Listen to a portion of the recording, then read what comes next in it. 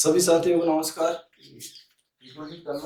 आज हम दिशा कॉम्पिटिटिव्स के इस एजुकेशनल चैनल पर शिक्षा मनोविज्ञान, एजुकेशन साइकोलॉजी या जिसको अपन सीडीपी भी बोलते हैं, चाइल्ड डेवलपमेंट एंड पेडागोजी, इसका नाम ये भी बोला जाता है। आजकल आधुनिक रूप में उसको सीडीपी ज्यादा बोलते हैं क्योंकि आने वाली परीक्षा जो रीट की हो जाने वाली है, सीटीटी की हो जाने वाली है, तो वहाँ जो है शिक्षा मनोविज्ञान शब्द का इस्तेमाल नहीं करके और सीडीपी शब्द का इस्तेमाल किया गया, चाइल्ड डेवलपमेंट एंड पेडागोजी।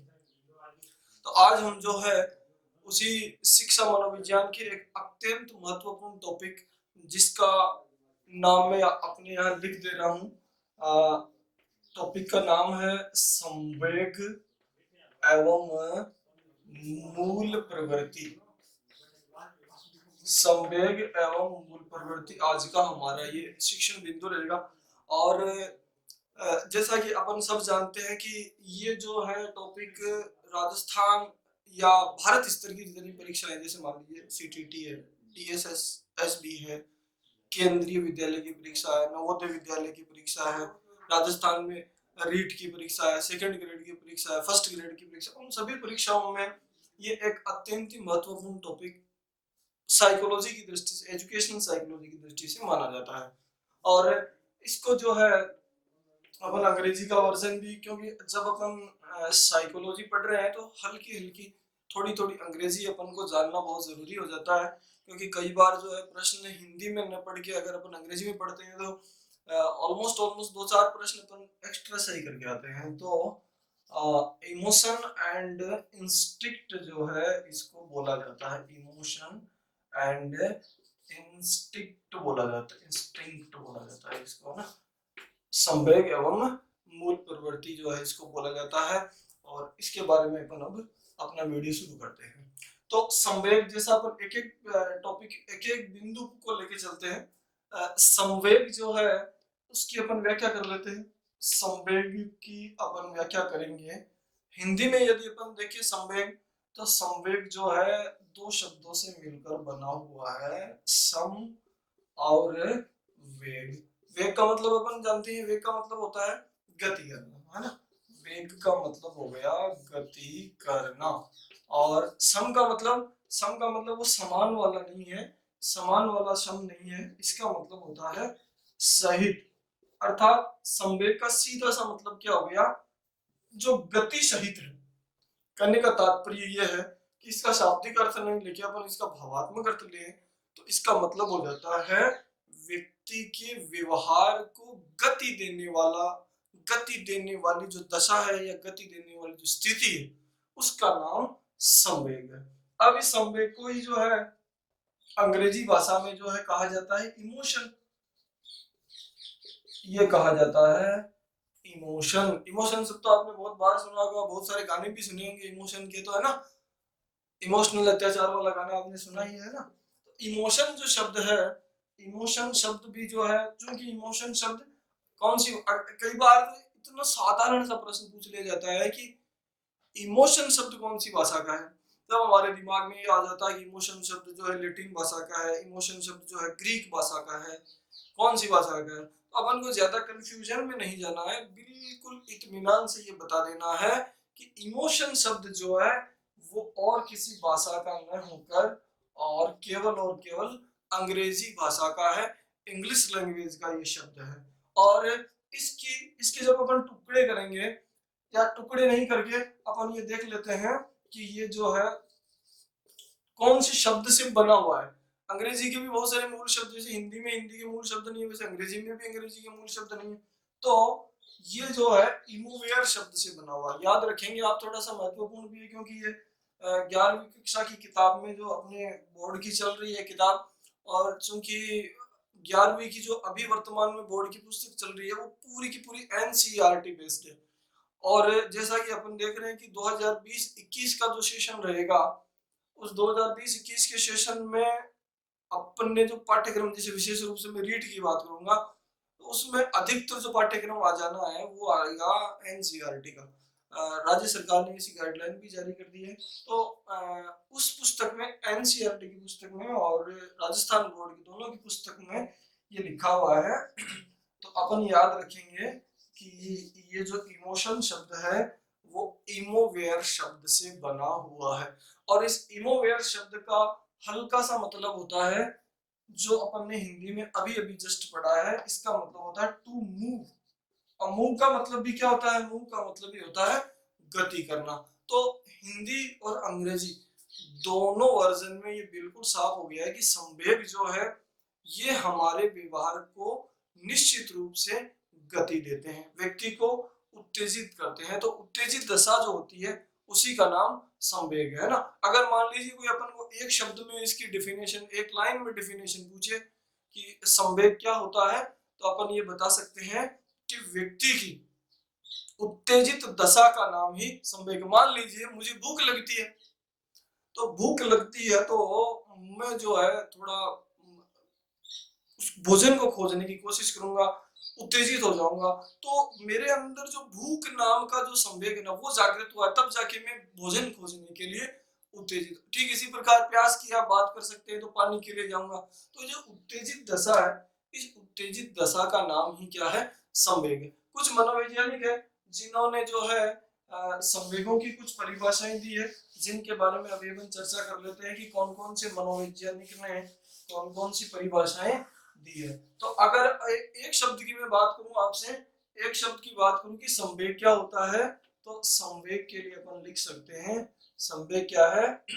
किसी भी व्यक्ति की उत्तेजित दशा का नाम संवेग है। इतनी सी बात आपको याद रखनी है। और याद क्या रखनी है? आप खुद भी, अपन को भूख लगती है, तब आप महसूस कर सकते हैं कि मैं जो है मेरे अंदर अभी भूख नाम का जो इमोशन या संवेग जो है जागृत है। सेम इससे मिलती जुलती, आपको ज्यादा कुछ नहीं करना, ये परिभाषा आपने याद कर ली। अब जो है जैसा कि अभी अपन बात कर रहे थे कि कुछ मनोवैज्ञानिकों ने परिभाषा भी दी है, तो बिल्कुल इसमें केवल एक शब्द का परिवर्तन करना है, और उसके बाद उन मनोवैज्ञानिकों का नाम है गिल्डार्ड एवं विलियम्स। ये दो मनोवैज्ञानिक, गिल्डार्ड एवं विलियम्स, इन्होंने कहा कि किसी भी व्यक्ति की उत्तेजित, वहां दशा है कॉमन, मान लीजिए कि यहीं से परिभाषा, कई बार क्या होता है कि या तो ये पूछ लिया जाता है ये जगह छोड़ के किसी भी व्यक्ति की उत्तेजित दशा का नाम खालिस्तान है, तब अपन को बताना पड़ता है कि संवेग है। या फिर ये परिभाषा किसने दी? दशा या स्थिति। अब अपन को क्या ये परिभाषा में क्या चेंज करना है? सिर्फ दशा जो शब्द है उसकी जगह अपन को बिठा देना है, किसको? स्थिति को बिठा देना है। तो अपनी एक परिभाषा बिल्कुल बढ़िया से तैयार हो गई। क्या तैयार हो गई? एक तो अपन ने संवेग की परिभाषा याद की थी, किसी भी व्यक्ति की उत्तेजित दशा का नाम संवेग है, ये परिभाषा याद होगी। इसका मतलब आपको गिल्डार्ड और विलियम्स की परिभाषा भी याद हो, क्योंकि उसमें सिर्फ आपको एक शब्द का परिवर्तन करना है। वो परिवर्तन किसमें करेंगे? वो परिवर्तन करेंगे दशा या स्थिति में। तो आराम से आप एक मनोवैज्ञानिक की परिभाषा आपको बिल्कुल याद होगी। दूसरे जो सज्जन है वो सर हैं, आप नामों से तो, चूंकि आप साइकोलॉजी पढ़ रहे हैं तो नामों से तो बहुत अच्छे से परिचित होंगे। इंग्लिश एंड इंग्लिश, इंग्लिश नाम से मनोवैज्ञानिक, इंग्लिश नाम से मनोवैज्ञानिक हुए हैं। उन्होंने जो है संवेग की परिभाषा दी है। क्या दी है? कि संवेग व्यक्ति की, संवेग व्यक्ति में होने वाला गत्यात्मक परिवर्तन है। देखिए जो अपन ने नाम में पढ़ा था ना अभी, संवेग और इमोशन, जो नाम में पढ़ा था वही सारी चीजें। गत्यात्मक परिवर्तन है जो किसके माध्यम से पता प्रकट होता है? जो व्यक्ति के व्यवहार के माध्यम से प्रकट होता है, व्यक्ति के व्यवहार के माध्यम से प्रकट होता है। देखिए कैसा परिवर्तन है? गत्यात्मक मतलब व्यक्ति के व्यवहार को गति देने वाला, व्यवहार शब्द भी यहाँ है और गति शब्द भी है ना। तो व्यक्ति के व्यवहार को गति देने वाला ये शब्द है, और उसी शब्द को नाम उन्होंने क्या दे दिया है? संवेग दे दिया है या इमोशन दे दिया। तो दो परिभाषा होगी, गिल्डार्ड सर की भी हो गई और इंग्लिश एंड इंग्लिश सर की भी परिभाषा अपने सामने हो गई। एक दो परिभाषाएं, और कारण क्या है कि आजकल जो है हालांकि परीक्षा में परिभाषाएं तो एक दो ही आती है, लेकिन जो है उसके लिए अपन को कम से कम 100 100 परिभाषाएं याद करनी पड़ती है। हालांकि याद करने का फायदा क्या होता है, अगर एक परिभाषा याद होती है तो अपने अंदर कॉन्फिडेंस आता है। कॉन्फिडेंस आने से क्या होता है कि बाकी जो कंटेंट होता है ना वो बढ़िया से अपन को याद होता रहता है। इसलिए परिभाषा हल्की हल्की एक एक दो दो जो मुख्य परिभाषाएं हैं, टॉप एक दो परिभाषाएं, एक दो नंबर की परिभाषाएं होती है ना, वो सारी की सारी परिभाषाएं अपन को एक बार लिख के अपने रफ रजिस्टर में उनको याद करना बहुत जरूरी है ना। अपन जो टॉपिक जो पढ़ रहे हैं मैं ऊपर लिख देता हूँ, संवेग एवं मूल प्रवृत्ति, है ना, ये टॉपिक अपना चल रहा है। ठीक है, तो अपने पास गिल्डार्ड और विलियम्स की परिभाषा होगी इंग्लिश एंड इंग्लिश की। अब जो आपके और हमारे सभी के जो फेवरेट हैं, जिनका नाम आपको अच्छा भी लगता है, वो सर हैं क्रो एंड क्रो, है ना। अब आपके मस्तिष्क में इनका जो भी नाम आ रहा होगा, आप इनको व्यक्तिगत रूप से चूंकि जानते भी है ना, इन्होंने भी एक परिभाषा दी, इन्होंने बहुत अच्छी परिभाषा दी। क्या परिभाषा दी है कि संवेग जो है, संवेग व्यक्ति में भावात्मक अभिव्यक्ति है। संवेग व्यक्ति में भावात्मक अभिव्यक्ति है जो शारीरिक एवं मानसिक परिवर्तनों के माध्यम से प्रकट होती है। क्या है? भावात्मक, हमारे इमोशनल जो है एक्सप्रेशन है। क्या? संवेग भावात्मक अभिव्यक्ति है। और ये किसके द्वारा? सेम वही परिभाषा है, कौन सी? गिल्डार्ड सर वाली और विलियमसन वाली वही परिभाषा है। इसके माध्यम से ये व्यवहार के द्वारा, और इन्होंने क्या कर दिया, व्यवहार की जगह क्या शब्द इस्तेमाल कर दिया? शारीरिक और मानसिक परिवर्तन। क्योंकि भूख लगती है तो आप जानते हैं कि अपन चुपचाप तो बैठ नहीं सकते, थोड़ी देर भूख लगेगी, भूख का एहसास होगा तो हमारी मानसिक परिवर्तन होंगे। और थोड़ी देर बाद जो है ज्यादा भूख लग जाती है, क्लास में बैठे बैठे ज्यादा देर तक पढ़ते पढ़ते, तो फिर शारीरिक बेचैनी भी शुरू हो जाती है कि मुझे भूख लग गई, अब तो कुछ ना कुछ मुझे खाना ही पड़ेगा। तो निश्चित रूप से क्या हो जाएगा, इसकी ये भावात्मक अभिव्यक्ति हमारे शारीरिक और मानसिक परिवर्तनों से पता लग जाती है निश्चित रूप से। छोटा बच्चा होता है तो छोटा बच्चा जो है बोल के नहीं बता पाता है ना, उसके मानसिक और शारीरिक परिवर्तनों के माध्यम से उसकी माता जी पता लगा देते हैं कि हाँ इसको इस समय भूख लगी है, या इस समय इसको प्राकृतिक पीड़ा जो भी हो रही है वो इसी के माध्यम से, इस भावात्मक अभिव्यक्ति के माध्यम से ही पता, संवेगों के माध्यम से ही पता लग जाता है। एक अंतिम परिभाषा जो है वो भी जानना जरूरी है, हल्की सी थोड़ी सी, क्योंकि उनका नाम बड़ा प्रसिद्ध है तो इसलिए कई बार जो सर की परिभाषाएं परीक्षा में पूछ ली जाती है।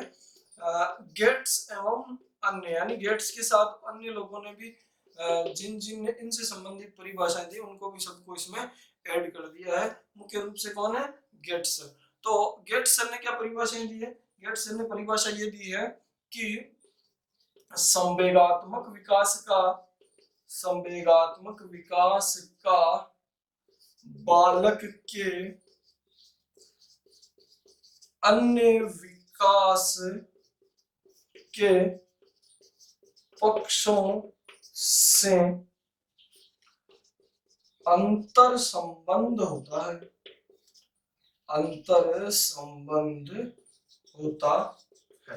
कहने का मतलब यह है कि व्यक्ति में संवेगात्मक विकास तो होता ही होता है, लेकिन ये संवेगात्मक विकास कब होता है? जब व्यक्ति का ठीक ढंग से क्या चल रहा हो, ठीक ढंग से शारीरिक विकास चल रहा हो, मानसिक विकास चल रहा हो, सामाजिक विकास चल रहा हो, नैतिक विकास चल रहा हो, चारित्रिक विकास चल रहा हो। तो ये सारे विकास के पक्ष जो हैं वो आपस में जो है अंतः संबंधित होते हैं। तो कई ये परिभाषा आपको इसलिए बताई है कि मान लीजिए कई बार ऐसा भी प्रश्न पुटअप इस वजह से बन सकता है कि संवेगात्मक विकास को विकास के अन्य आयामों से या अन्य पक्षों से अंतर संबंधित मानने वाले निम्न में से कौन से मनोवैज्ञानिक हैं? तो आप उसके लिए भी बिल्कुल तैयार हैं। तो वो कौन से हो गए? गेट्स एवं अन्य, है ना।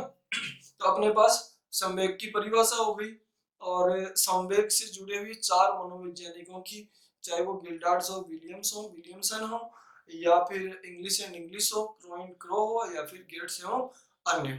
तो इन सब से कंक्लूजन वाली बात वही निकल के आती है कि इमोशन या संवेग हमारे भावनात्मक अभिव्यक्ति है, जो हमारे विकास के जितने भी पक्ष हैं, शारीरिक है, मानसिक है, उनके माध्यम से प्रकट होते हैं। अब अपन आगे बढ़ते हैं और अपन ये देखते हैं कि ये जो संवेग जो होते हैं ना, संवेग जब प्रकट होते हैं तो संवेग प्रकट होने के प्रत्येक व्यक्ति में 3 पक्ष होते हैं, है ना। और उन तीनों पक्षों को आप बहुत अच्छे से जानते हैं, है ना। पहला जो पक्ष है उस पक्ष का नाम है ज्ञानात्मक पक्ष, है ना। दूसरा ज्ञानात्मक को बोला जाता है कॉग्निटिव, है ना, कॉग्निटिव एस्पेक्ट, है। दूसरा है भावात्मक, है। भावात्मक को बोला जाता है अफेक्टिव, क्या बोला जाता है, अफेक्टिव बोला जाता है। और तीसरा है क्रियात्मक, है ना। क्रियात्मक को बोला जाता है, या तो आप बोल सकते हैं कॉग्निटिव, या बोल सकते हैं इसको साइको मोटर, ये शब्द।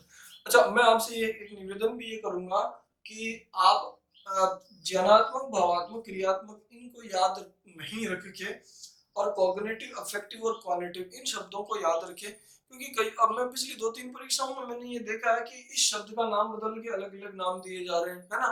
तो इससे बढ़िया है आप जो है इन शब्दों को आप ज्यादा याद रखें। कॉग्निटिव यानी ज्ञानात्मक, अफेक्टिव मतलब भावात्मक, और कॉग्निटिव मतलब क्रियात्मक। क्रियात्मक को कई बार जो है इसका दूसरा नाम क्या हो जाएगा, इसका नाम हो जाएगा व्यवहारात्मक भी हो जाएगा, है ना। तो व्यवहारात्मक भी इसका नाम हो सकता है। तो जब संवेग यहाँ शुरू होता है और यहाँ खत्म होता है ना, जैसे मान लीजिए अभी आप बैठे बैठे मोबाइल में ये वीडियो देख रहे हैं, ठीक है, और अब आपको पता नहीं है कि अब आपके पीछे या अगल में या बगल में मान लीजिए कोई एक सांप बैठा, देखने की जरूरत नहीं है, बता रहा हूँ आपको, सांप बैठा है ना। तो आपने मोबाइल को नीचे करके देखा तो बिल्कुल सामने सांप बैठा था। अब बिल्कुल सामने सांप बैठा है, क्या बैठा है भाई साहब, बिल्कुल आपके सामने बैठा है सांप। अब आपने सांप को देख लिया, आपकी जानकारी में आ गया है कि सांप मेरे सामने बैठा है, तो ये आपका कौन सा पक्ष हो गया, ये आपको पता चल गया मतलब आपको ज्ञान हो गया, तो ये आपका कॉग्निटिव एस्पेक्ट्स उसमें काम कर गया। अब सांप बैठा है, ऐसा तो है नहीं कि सांप बैठा है तो आप वापस से वीडियो शुरू कर देंगे कि हाँ बैठा है तो बैठा रहने दो, ऐसा नहीं है। सांप बैठा है तो सबसे पहले तो आप जो है उससे भयभीत हो जाएंगे, उससे डरेंगे निश्चित रूप से। और सांप ने तो फणी आपकी तरफ बिल्कुल तान रखा है ना। तो आपके पसीने आने शुरू हो जाएंगे और आपको डर लगना शुरू हो जाएगा, यानी आपका भाव किस प्रकार के भाव हो जाएंगे, आपके भय वाले भाव हो जाएंगे, निश्चित रूप से भय वाले भाव हो जाएंगे। अब क्या करेंगे, भय वाले भाव हो जाने के बाद आप कैसे भी करके वहां से भाग जाने की कोशिश करेंगे, बोलो सही है कि नहीं। निश्चित रूप से आप वहां से भाग जाने की कोशिश करेंगे, और वो भागना ही आपका व्यवहारात्मक या फिर आपका क्रियात्मक पक्ष हो जाएगा। तो ये जो व्यक्ति के व्यवहार की अभिव्यक्ति के तीनों पक्ष हैं, ज्ञानात्मक, भावात्मक और क्रियात्मक या व्यवहारात्मक, तो हमारा ये संवेग जो यहाँ से ज्ञानात्मक पक्ष से शुरू हुआ था, भावात्मक और क्रियात्मक अब भाग जाएंगे, तब जाके जो है आपका जो, अब उस परिभाषा से भी देख लीजिए, आपको इस भय नामक संवेग ने क्या दे दी, निश्चित रूप से गति दे दी, और वही गत्यात्मक परिवर्तन ही क्या हो गया, संवेग हो गया।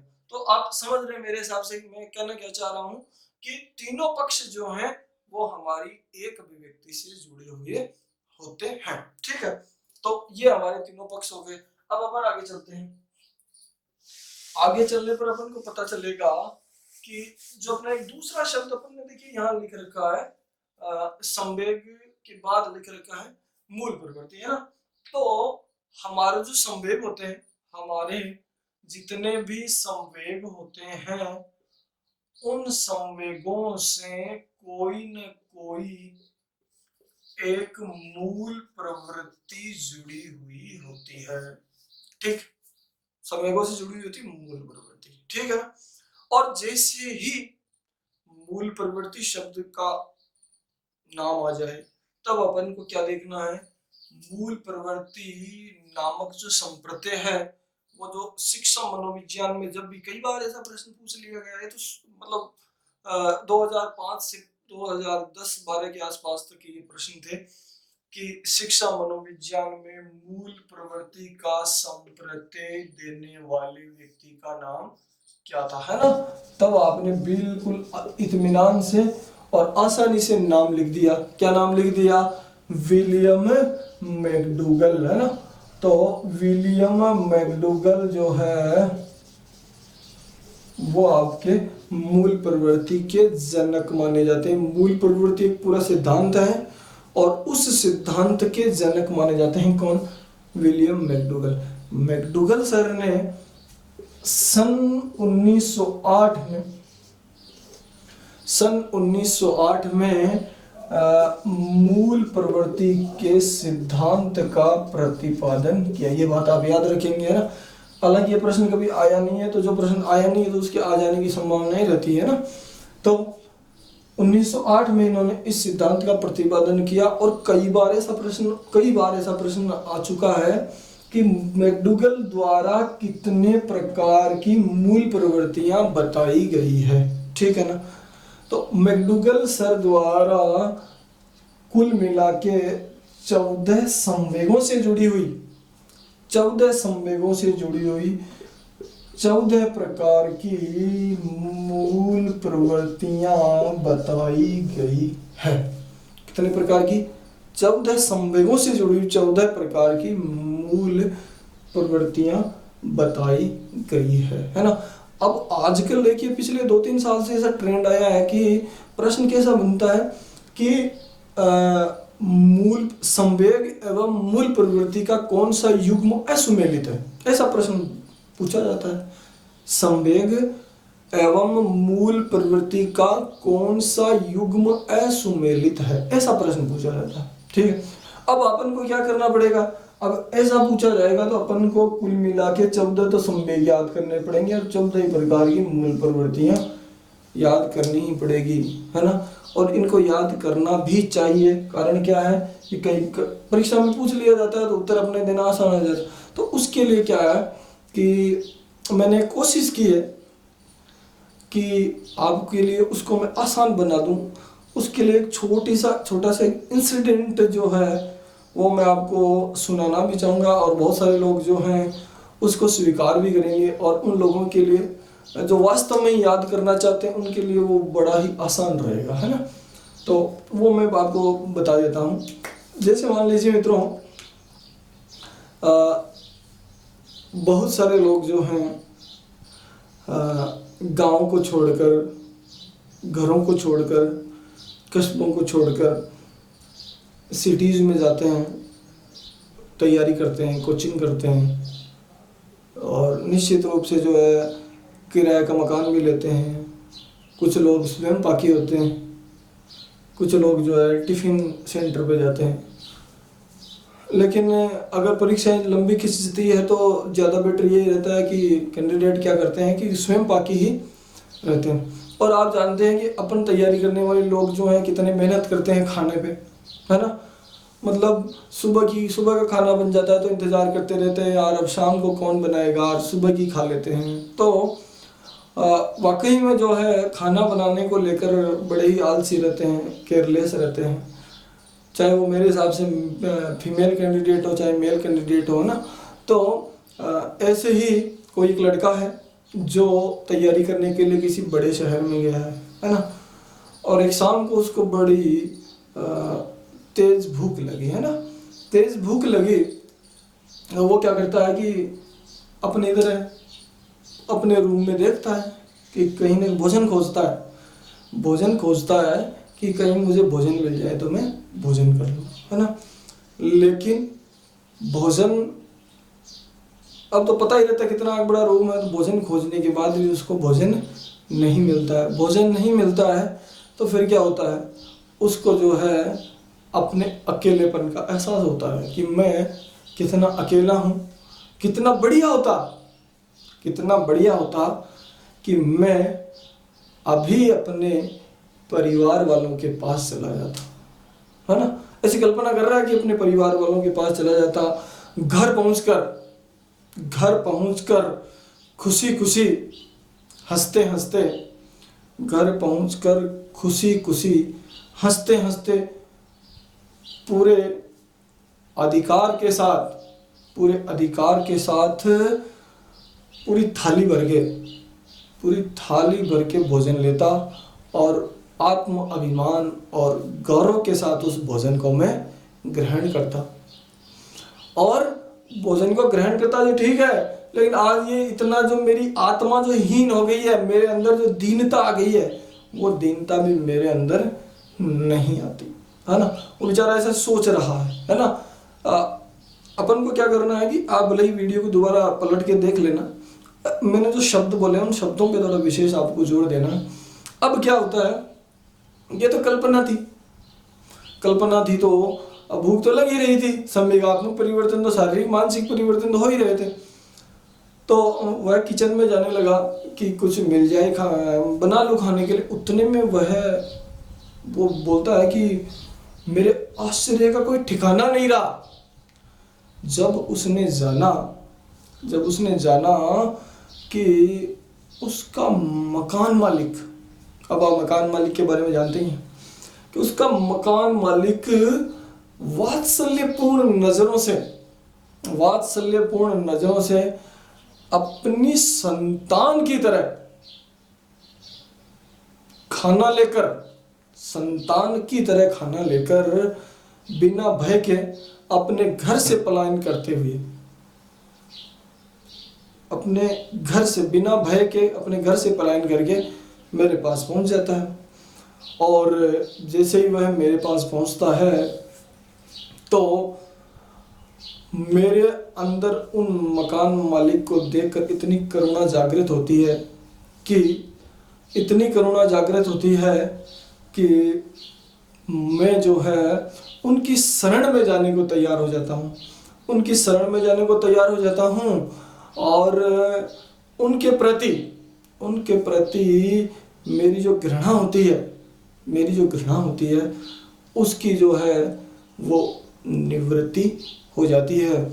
और घृणा की निवृत्ति होने के साथ साथ ही उनके प्रति मेरा जो इस रचनात्मक कार्य को देखकर उनके प्रति मेरा जो क्रोध होता है, उनसे लड़ने की या लड़ाई करने की जो इच्छा होती है, वो भी समाप्त हो जाती है।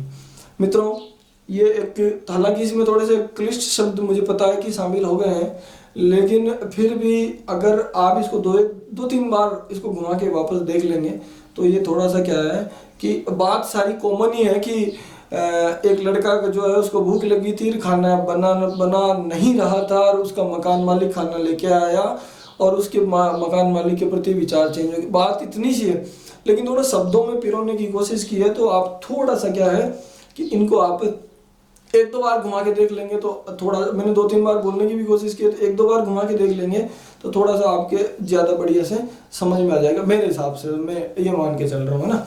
तो अब मैं आपको जो है उसको वो जो बातें बताई है उनको एक बार इस बोर्ड पे लिख देता हूँ ताकि थोड़ा सा अपने आसान काम हो जाए, है ना।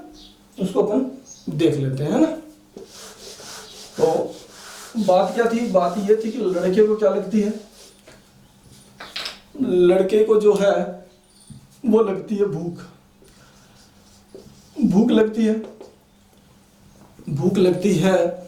तो ये भूख तो हो गया क्या, भूख हो गया संवेग, और इधर मैं लिख देता हूं क्या, मूल प्रवृत्ति, है ना। तो भूख लगती है तो क्या करता है वो, अपने किचन में और अपने रूम में क्या देखता है, कुछ मिल जाए, भोजन खोजता है ना। भोजन खोजने का मतलब उसकी मूल प्रवृत्ति का नाम है भोजनान्वेषण। क्या नाम है प्रवृत्ति का? मूल प्रवृत्ति का नाम क्या हो गया? भोजनान्वेषण, भोजन को खोजना, है ना। अब क्या है कि भोजन मिलता नहीं है तो उसको घर की याद आती है और उसको एहसास होता है किसका? अकेलेपन का। उसको एहसास होता है किसका? एकाकीपन का, या उसको बोलते हैं अकेलेपन का। उसको एहसास होता है, अकेलापन व्यक्ति महसूस करता है, वो उसका संवेग है। और एकाकीपन होता है तो वो कहाँ जाना चाहता है? निश्चित रूप से अकेला व्यक्ति होता है तो वो जाना चाहता है, वो कहाँ जाना, बच्चा कहाँ जा रहा था? वो जा रहा था परिवार में। और परिवार आपको पता है सबसे छोटा सामाजिक समूह है ना। तो ये हो गया क्या? सामूहिकता। क्या हो गई? कहाँ जाना चाहता है? समूह में जाना चाहता है। और क्या बोला? बोले मैं परिवार के साथ जाना ही नहीं चाहता। क्या? हंसी खुशी खुशी। खुशी खुशी का मतलब ये मैं यहाँ ये भी लिख देता हूँ ताकि आप जो है डिस्टर्ब नहीं हो कि खुशी खुशी कोई संवेग है कि नहीं है, पता नहीं है ना। खुशी खुशी के लिए एक शब्द इस्तेमाल किया जाता है जिसका नाम है आमोद। क्या नाम है? आमोद शब्द जो है वो इस्तेमाल किया जाता है इस शब्द के लिए। तो आमोद, आमोद खुशी खुशी, और हंस हंस कर वो भोजन करता। तो क्या हो गया? हास। इसको जो है बोला जाता है हास या हंसी। इसका जो आमोद नाम का जो संवेग है इसकी मूल प्रवृत्ति है हंसी। ठीक है, तो ये तीन हो गए। आगे बोला कि पूरे अधिकार के साथ थाली भरकर, है ना, ऐसा भी बोला ना।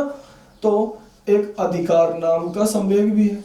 ठीक, ये अधिकार नाम का संवेग है। और अधिकार जहाँ व्यक्ति का होता है ना तो वो क्या करना चाहता है? उस सारी चीज को एक जगह अपने काबू में कर लेना चाहता है। काबू में कर लेने का मतलब उसका संग्रह, वो बोला थाली भर के में भोजन करता। तो ये थाली भरने का मतलब क्या हो गया? थाली भरने का मतलब ये हो गया कि वह क्या करना चाहता है? उसका संग्रहण करना चाहता है। तो अधिकार जहाँ पर संवेग है उसकी मूल प्रवृत्ति क्या है? उसकी मूल प्रवृत्ति है संग्रहण। अब क्या बोला कि अगर ऐसा हो जाता तो उसकी आत्माहीन नहीं होती, ऐसा बोला उसने।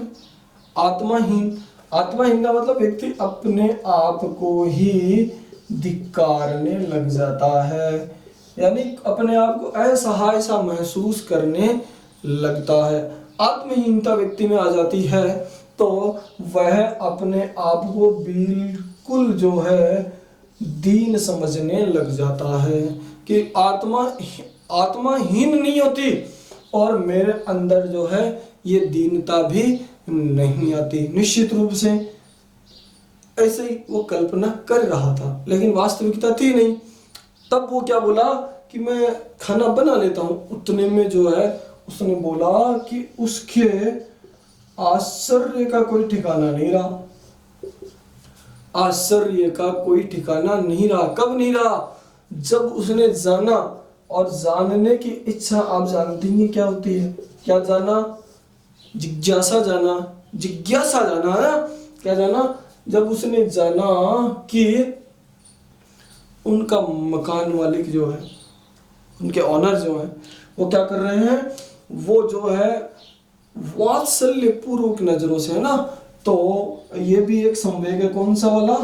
वात्सल्य भी एक जो है संवेग है। और जब वात्सल्य नाम का संवेग आता है तब मूल प्रवृत्ति क्या निकल के आती है? वो आती है संतान प्रेम। तो क्या बोलो? वात्सल्य पूर्ण नजरों से अपने संतान की तरह जो है वो क्या लेके आता है? भोजन लेकर आता है ना। तो ये हो गए अपने पास एक, और ये दो खुशी खुशी आपने पढ़ ही लिया। तो ये हो गया 3, ये हो गया 4, ये हो गया 5, ये 6 और ये 7, है ना। मैकडूगल सर ने 14 बताई थी, है ना। ये हो गई कितनी? 7 संवेग, और इन 7 संवेगों से जुड़ी 7 की 7 मूल प्रवृत्तियां। अब अपन आगे बढ़ते हैं ना।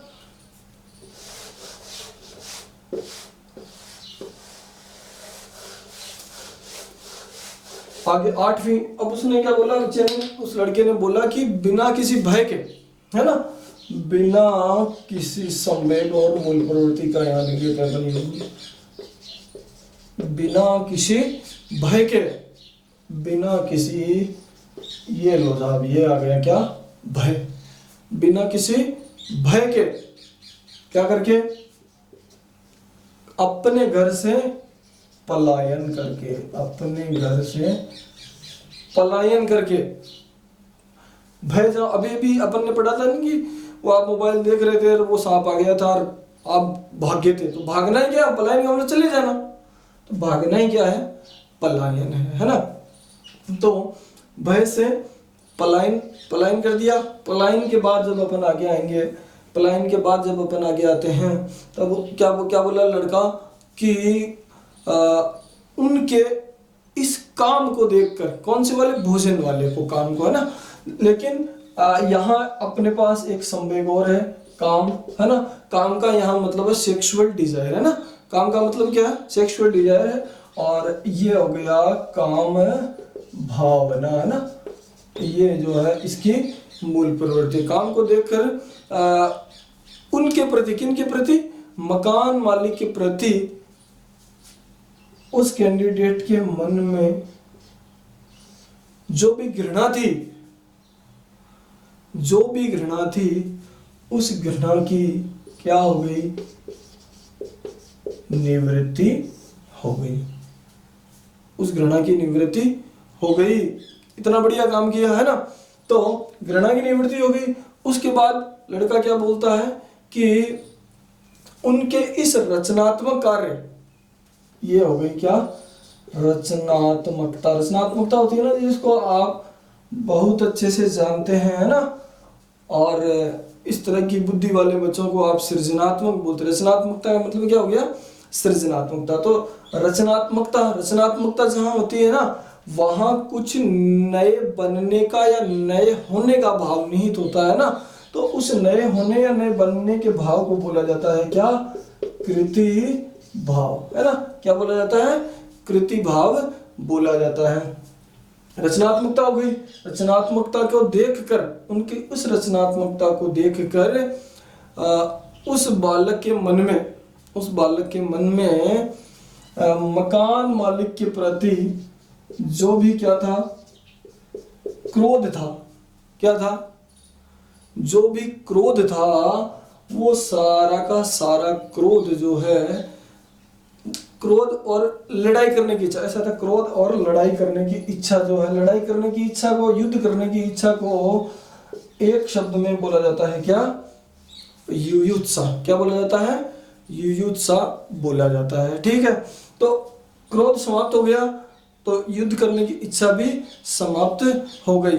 अब बच्चे ने क्या किया, वो जो घर पे सोच रहा था ना, एक बार घर पे उसने सोचा था कि मैं आत्म अभिमान और गौरव से जो है उस भोजन को खाता, ऐसा सोचा था, पता है ना आपको।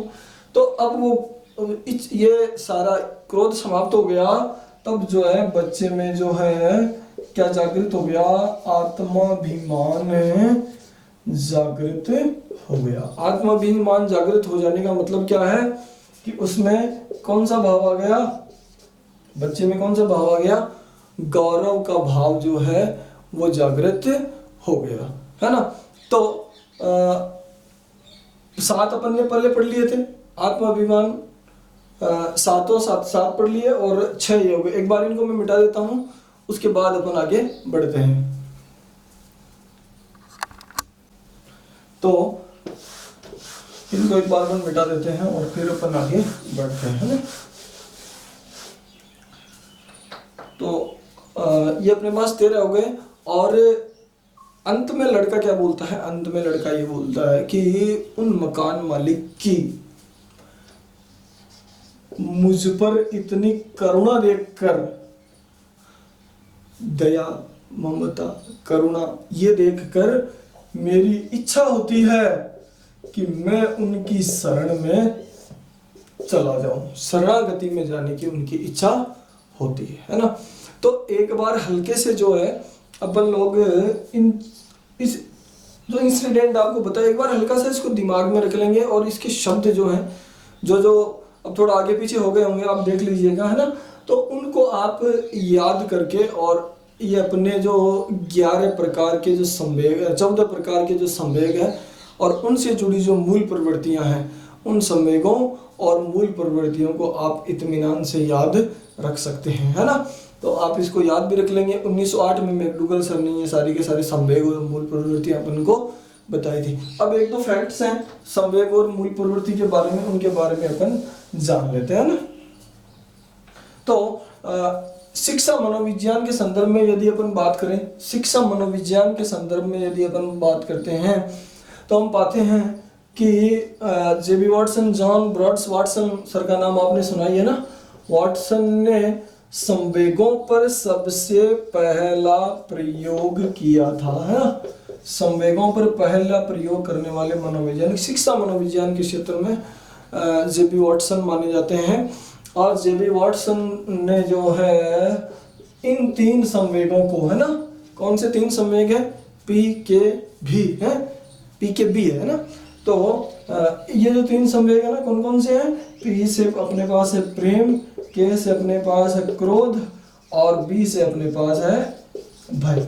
इन 3 संवेगों को जो है उन्होंने अत्यंत महत्वपूर्ण माना था कि ये 3 संवेग जो हैं प्रत्येक बच्चे में और वृद्ध अवस्था तक जो है महत्वपूर्ण है। उसके बाद क्या हुआ, जब इन्होंने अपना रिसर्च कंप्लीट किया, उसके बाद आज तक जितने भी मनोवैज्ञानिक हैं वो सारे मनोवैज्ञानिक यही मानते हैं कि वाकई में प्रत्येक व्यक्ति में ये 3 संवेग ही ज्यादा महत्वपूर्ण है। एक बात और, ये जो भय नामक संवेग, कई बार ऐसा पूछ लिया जाता है ना, वाटसन प्रश्न कैसे बन सकता है, प्रश्न ऐसे बन सकता है कि वाटसन निम्नलिखित में से कौन से संवेग को महत्वपूर्ण नहीं मानते, तो ABC अपने पास है, इसके अलावा जो डी होगा वो अपने पास ठीक हो जाएगा।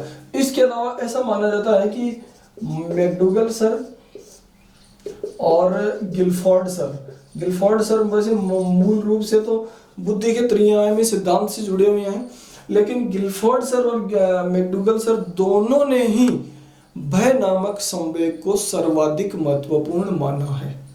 किन किन ने, ये भी आप याद रखेंगे कि मैकडूगल और गिलफोर्ड ने कौन से संवेग को ज्यादा महत्वपूर्ण माना है। याद रखेंगे कौन से संवेग को महत्वपूर्ण ज्यादा माना है, ये देख लीजिए, डार्क कर देते हैं इसको, है ना। भय नामक संवेग को इन्होंने सर्वाधिक महत्वपूर्ण माना है। वैज्ञानिक हुई है जिनका नाम है ब्रिजेस, नाम तो आप सब लोगों ने सुना ही होगा, ब्रिजेस मैडम ये मानती है कि नवजात जो शिशु पैदा होता है उसमें किसी प्रकार का कोई संवेग होता ही नहीं है, कोई संवेग नहीं होता है। नवजात शिशु में सिर्फ और सिर्फ उत्तेजना या एक्साइटमेंट ही पाया जाता है।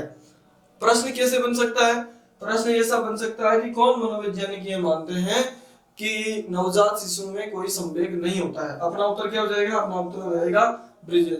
आगे ब्रिजेस मैडम क्या बोलती है, आगे ब्रिजेस मैडम ये भी बोलती है कि शिशु में पहले संवेग की उपस्थिति कब देखी जाती है, जब शिशु 3 महीने का हो जाता है।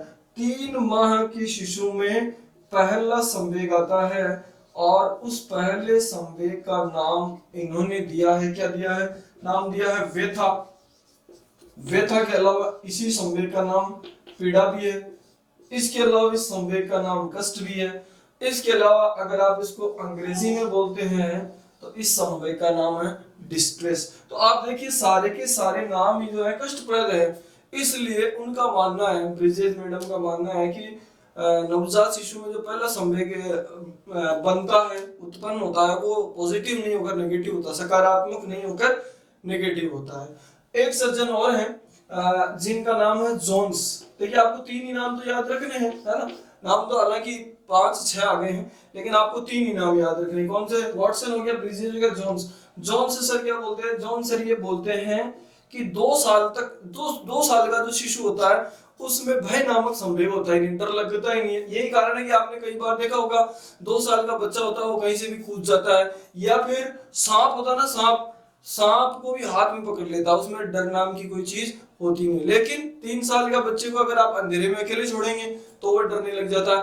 और 5 साल तक आते आते बच्चे का जो भय पर नियंत्रण रहता ही नहीं है। कहने का मतलब ये है कि अगर वो चाहे ना कि वो डरे नहीं तो भी वह डरेगा। अगर वो बाहर जा रहा है, उसको रात में टॉयलेट लगा है, तो वो बिना मम्मी के, बिना पापा के टॉयलेट करने जाएगा ही नहीं, क्योंकि उसका भय पर नियंत्रण बिल्कुल नहीं है। तो ये कुछ कॉमन मनोवैज्ञानिकों की राय थी जो संवेगों के ऊपर थी। अब अपन पढ़ेंगे कि कुछ संवेगों की विशेषताएं हैं, है ना।